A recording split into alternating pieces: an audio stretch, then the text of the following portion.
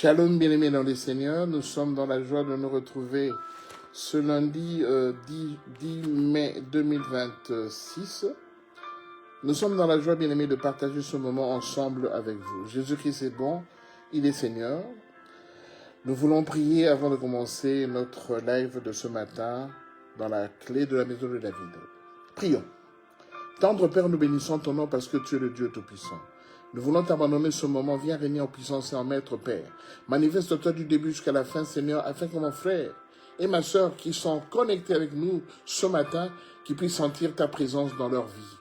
Toi, tu as dit, je remplacerai toutes les années qu'ont dévoré la sauterelle. Seigneur, nous voulons que tu puisses les remplacer ce matin. Au courant de ce mois de mai, que nous puissions vivre la puissance de ta gloire dans nos vies. Laisse que ta main puissante nous garde, nous assiste.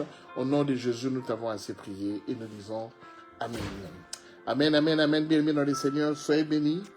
Nous sommes dans la joie, bien-aimés, de passer ce moment ensemble avec vous.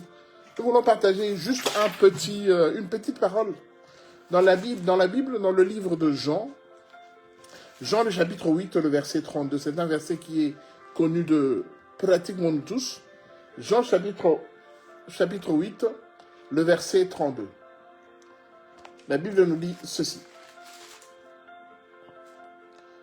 Vous connaîtrez la vérité, et la vérité vous affranchira.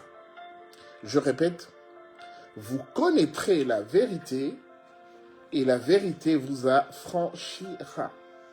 Point. Ce matin, le Seigneur nous enseigne, nous dit que la vérité, elle finit toujours par être connue. Donc, nous connaîtrons la vérité, et cette vérité va nous affranchir. C'est-à-dire que cette vérité va nous rendre libres. Cette vérité va nous donner la paix, la quiétude dans nos cœurs. Cette vérité va nous assister en toutes choses. Vous savez, bien aimé, la vérité, c'est quelque chose qui peut être caché pendant des années et des années. Mais la puissance de Dieu est que cette vérité finit toujours par être connue. On peut la voir cachée, étouffée comme on veut. Mais finalement, après des années, cette vérité saura être connue de tout le monde. Pourquoi le Seigneur nous parle de la vérité ce matin? Parce que le Seigneur veut que nous puissions être vrais. Nous sommes chrétiens, mais le Seigneur se rend compte que quelque part en nous, nous ne sommes pas tous vrais. Je vais donner juste un exemple. Combien de fois des couples qui vivent ensemble depuis des années, combien de fois l'homme ou la femme dans le couple, à un moment, il ou elle n'est pas vrai. Je prends un exemple, vraiment un bête exemple. Pour ne pas décourager sa femme, pour ne pas rendre sa femme triste par rapport à certaines questions, bien certaines choses que la femme veut connaître auprès de son mari. Quand la femme lui pose la question, c'est parce que souvent, c'est récurrent, bien aimé, j'ai 32 ans de mariage, et 33 ans, exactement, et souvent, les femmes comme les hommes, nous avons pratiquement les mêmes préoccupations, et par rapport à ces préoccupations, nous avons pratiquement les mêmes questions que nous posons à nos épouses ou bien à nos époux. Et ça dépend maintenant de certains moments de la journée, de certains moments de la semaine. Ça dépend de l'humeur que j'ai ou de l'humeur que mon épouse a. Si je lui pose cette question ou ces questions pendant qu'elle n'est pas, entre guillemets, bien, des fois, elle n'a pas envie de répondre parce que son humeur n'est pas bonne. Et quand j'insiste par rapport à cela, pour ne pas me froisser, elle fait un effort pour me répondre, et c'est à ce moment-là qu'elle n'est pas vraie. Elle va me donner une réponse pour que je sois convaincu, que je sois calmé, et quelque part elle se dit, mais tu ne te rends pas compte que je ne suis pas bien. Mon humeur n'est pas bonne. Est-ce que tu ne pouvais pas attendre que je sois bien, que mon humeur change un peu sa face pour me poser cette question que tu as l'habitude de me poser pratiquement tous les jours? Alors, pour ne pas me montrer qu'elle est vraiment pas bien, ou bien qu'elle est fâchée, ou bien qu'elle ne se sent pas bien, elle va me donner une réponse à ce moment-là précis pour que je sois un peu apaisé. Et souvent, quand elle me répond, elle n'est pas vraie.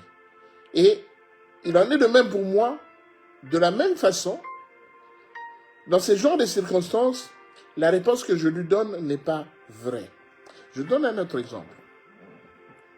Un couple pendant leur moment d'intimité. Si la femme ou bien l'homme n'est pas satisfait ce jour-là, et quand il pose la question à son partenaire, est-ce que ça va?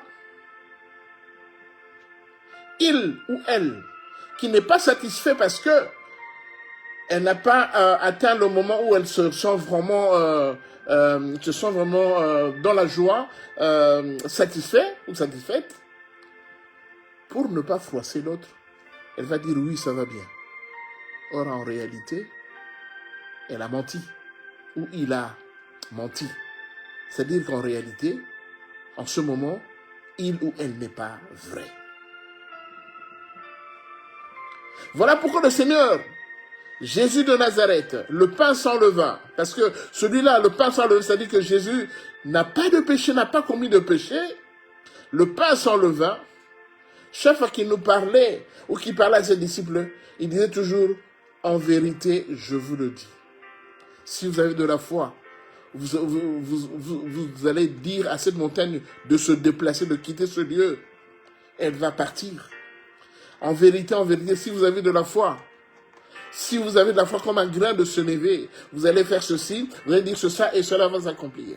En vérité, je vous le dis, l'heure est arrivée où les vrais adorateurs adoreront le Christ en esprit et en vérité. En vérité et en vérité. Pourquoi le Christ disait tout le temps en vérité et en vérité? C'est parce que il veut que nous soyons vrais. Et s'il le disait assez régulièrement, chaque fois qu'on lui posait la question, quand il répondait, il disait en vérité, je vous le dis, c'est parce qu'il s'est rendu compte que nous n'étions pas vrais. Et aujourd'hui, il m'a interpellé.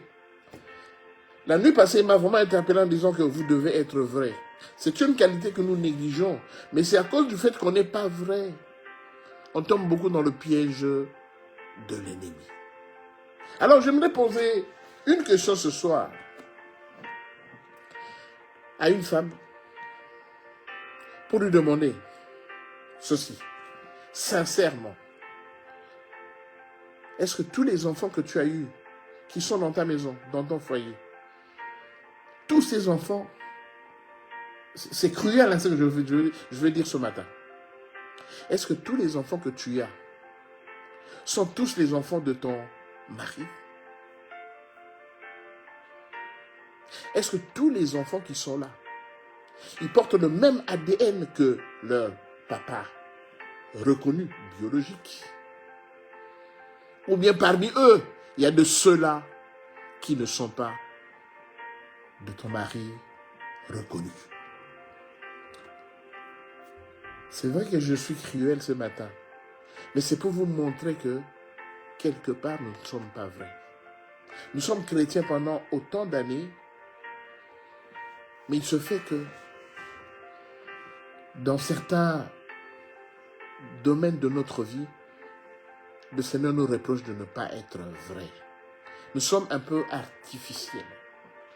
Vous savez, quand on éduque les enfants, on leur dit que si quelqu'un te dit bonjour, tu lui réponds bonjour monsieur, bonjour madame. Toujours être poli, serviable. Quand tu vas à l'école, quand on vous demande de faire ceci comme travail, tu le fais. Quand on vous demande de déplacer tels objets de la classe, on le met dans un autre coin. Il faut toujours être parmi les gens qui servent. Bien aimé, on nous a dressés comme ça pour être polis. On nous a dressés. Pour être serviable, on nous a dressés parce que tu leur as donné une bonne image de toi. Parce que la personne auprès de qui tu vas, chez ton oncle, ou bien chez ta tante, ou bien chez ton grand-père, quand tu lui dis de faire ça, mais ceci, même si tu es fatigué, tu dois le faire. Pour que ton grand-père, ton oncle, ta tante puissent t'estimer en disant, ah, eh ben, mon neveu Patrick, ah, il est vraiment bien. Ma nièce Déborah, franchement, je suis contente d'elle. Et tu as un sourire parce que, en fait, la mission est accomplie. Mais pendant que ton grand-père ou ton oncle te disait de faire ceci, ou ta grand-mère te disait de déplacer ceci, de faire ce genre de travail, tu étais peut-être fatigué. Tu n'avais peut-être pas envie. Mais tu l'as fait parce que on t'a dit qu'il faut toujours montrer le bon côté de toi-même. Mais on a aussi un mauvais côté. Ça dépend des circonstances. Souvent, nous n'arrivons pas à dire non. Même si je n'ai pas envie de faire quelque chose, je dis jamais non. Je dis toujours oui pour que je puisse donner une bonne image de moi. Alors qu'en réalité, je ne suis pas disponible ou disposé à faire ce qu'on me demande de faire en ce moment-là. C'est ainsi que le Seigneur m'a interpellé en disant, souvent vous n'êtes pas vrai, vous êtes faux. Or, la vérité, cette vérité, c'est ça qui nous affranchit. Bien aimé, quand tu es fatigué et que tu n'as pas envie de faire quelque chose, quand on te pose la question, on te demande, si tu es fatigué, de dire, j'aurais bien voulu le faire, mais pour le moment, je ne suis pas disposé parce que je suis vraiment fatigué. Permets-moi peut-être de me reposer un peu et après on verra. Mais on ne le dit pas. On le fait et souvent quand on le fait comme ça, après on murmure. On murmure. Or, quand on murmure, ça dit que on construit lui-même, on construit soi-même des murs. Donc, il y a deux murs que tu construis, en fait, pour que tu ne puisses pas obtenir ta bénédiction. Bien aimé dans le Seigneur. J'ai demandé à madame, est-ce que tous ces enfants-là, tous tes 3 enfants sont tous du même père? Est-ce que parmi eux, il n'y en a pas qui n'est pas de ce papa-là? Parce que le papa ne sait pas. Mais toi, tu sais. Nous ne sommes pas vrais. Or, le Seigneur veut que nous soyons vrais. Parce qu'aussi longtemps que nous ne serons pas vrais, il y aura toujours des problèmes. On priera, on passera à des conférences, à des séances de délivrance. On va manifester, mais après cela, le démon ne sera pas parti. Parce qu'il y a un démon de mensonge en nous qui n'est pas parti parce que nous ne sommes pas vrais. Jésus-Christ lui disait, en vérité, je vous le dis. Bien aimé, nous devons arriver, je parle par exemple de couple, nous devons arriver à nous dire la vérité. Parce que, bien aimé, le Seigneur nous recommande de pardonner. Parce que Jésus, on lui a demandé, combien de fois faudra-t-il pardonner? Il a dit pardonner 7 fois 77 fois. C'est le Christ qui a dit ça. Nous devons arriver à un moment où, quand on est vraiment spirituel, quand on est vraiment des enfants de Dieu, quand on est vraiment arrivé à un moment où, franchement, notre vie ne dépend que du Seigneur, nous devons arriver à un moment où nous devons dire la vérité. Mais souvent, nous ne disons pas la vérité parce qu'on n'est pas vrai. Et le Seigneur m'a interpellé, ça m'a tellement saisi pendant longtemps, je me demandais, mais comment est-ce que je pourrais annoncer ça au peuple de Dieu ce matin? Il dit oui, on peut être vrai. Vous savez, le Seigneur, quel est ce péché que Dieu ne peut pas pardonner? Quel est ce péché que tu as commis que Dieu ne peut pas pardonner? Parce que c'est à cause du fait qu'on ne veut pas demander le pardon par rapport à ce péché qu'on a commis. Et ce péché qui reste depuis des années et des années. C'est à cause de cela que nous n'obtenons pas ce que nous demandons. Vous savez, si on vous demande quelque chose, on vous pose une question, et que vous êtes en train de mentir, intérieurement, on ne se sent pas bien. Parce qu'on sait que on est en train de mentir. On nous a adressé à être polis. On nous a adressé à supporter les gens, même si on ne veut pas les voir. On nous a adressé comme ça, mais en réalité, on ne l'est pas. Vous savez, l'enfant prodige, c'est par là que je vais arrêter. L'enfant prodige, quand il est revenu à la maison et que son père l'a accueilli, son père a fait une fête pour lui. Le grand frère Le grand frère a avoué qu'il n'était pas content. Il dit, je suis ici depuis des années. Tu n'as jamais fait une fête comme ça pour moi. Je suis toujours dans ton champ. Je n'ai jamais quitté le champ. Mais toi, le père, tu ne m'as jamais donné ce que mon petit frère, qui s'est rebellé, qui est parti, malgré toutes les bêtises qu'il a faites, mais toi, tu l'honores ce matin à son retour. Alors le père lui disait, mais tout ce qui est à la maison, ça t'appartient. Il suffisait que tu me demandes pour que je puisse te le faire, te le donner. Tout est là. Mais voilà, est-ce que tu n'es pas content que ton frère qui était parti, qui était perdu, qui revienne à la maison et que nous soyons dans la joie? Tu n'es pas content? Bien-aimés, nous sommes dressés à vivre, mais en ne vivant pas vrai. Le Seigneur nous dit ce matin, soyons vrais.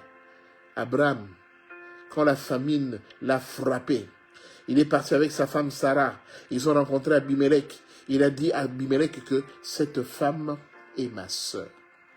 Jusqu'à ce qu'elle est devenue la petite amie du roi Abimelech. Heureusement que Dieu est venu parler à Abimelech pour qu'Abimelech vienne dire à Abraham, mais qu'est-ce que tu m'as fait? Pourquoi tu m'as rencontré des mensonges? Parce que l'être humain a la nature quelque part de ne pas être vrai. C'est pourquoi le Christ nous disait chaque fois, en vérité et en vérité, je vous le dis. Le Christ veut que nous soyons vrais. Même si cette vérité, ça va nous faire du tort. Même si cette vérité ne va pas nous donner toute envie, ne va pas nous donner droit. Disons quand même la vérité. Parce qu'auprès du Père, c'est la vérité qui compte. Ce n'est pas le mensonge. Nous risquons. Viens encore mettre en nous la vérité, Père, gloire, Seigneur. Parce que tu as dit, vous connaîtrez la vérité et la vérité vous affranchira. Seigneur, nous voulons demeurer dans la vérité, Père. Seigneur, donne-nous encore, Père, gloire, donne-nous encore la force, Seigneur, de persévérer dans la vérité, Seigneur. Afin que le moment venu, parce que, Seigneur, nous sommes pratiquement dans le temps de la fin, afin que, Seigneur Jésus, le jour où tu viendras prendre ton Église, que nous soyons parmi celles-là, Père. Parce que c'est à cause du manque de vérité que nous serons écartés de l'Église, de ton Église, le jour des noces de l'agneau. Nous voulons encore, Père et gloire, Seigneur, que tu puisses encore mettre dans le cœur de tout un chacun de nous ta main puissante pour nous garder, nous assurer que tu nous as préparé quelque chose de bon, de merveilleux. Un endroit où nous serons dans la joie et dans la paix, Seigneur. Sinon, à quoi ça sert, Père, de rester et de continuer, Père, en croyant que nous sommes en train de te servir et que nous ne sommes pas dans le vrai et que nous puissions rater, Père, Seigneur, ce rendez-vous avec toi. Voilà pourquoi, Seigneur, dispose nos cœurs pour que nous puissions ne regarder qu'auprès de toi. Parce que ce n'est qu'auprès de toi qu'il y a la joie. La joie n'est pas dans le mensonge. La joie n'est pas dans ce monde, Père. Parce que ce monde dans lequel nous vivons, Père, nous allons le quitter et nous allons véritablement venir auprès de toi où nous aurons la vie éternelle à condition que nous soyons vrais. Nous voulons encore, Père, Seigneur, que tu puisses encore nous assister, nous donner encore tous les éléments essentiels et possibles pour que nous puissions demeurer dans la vérité.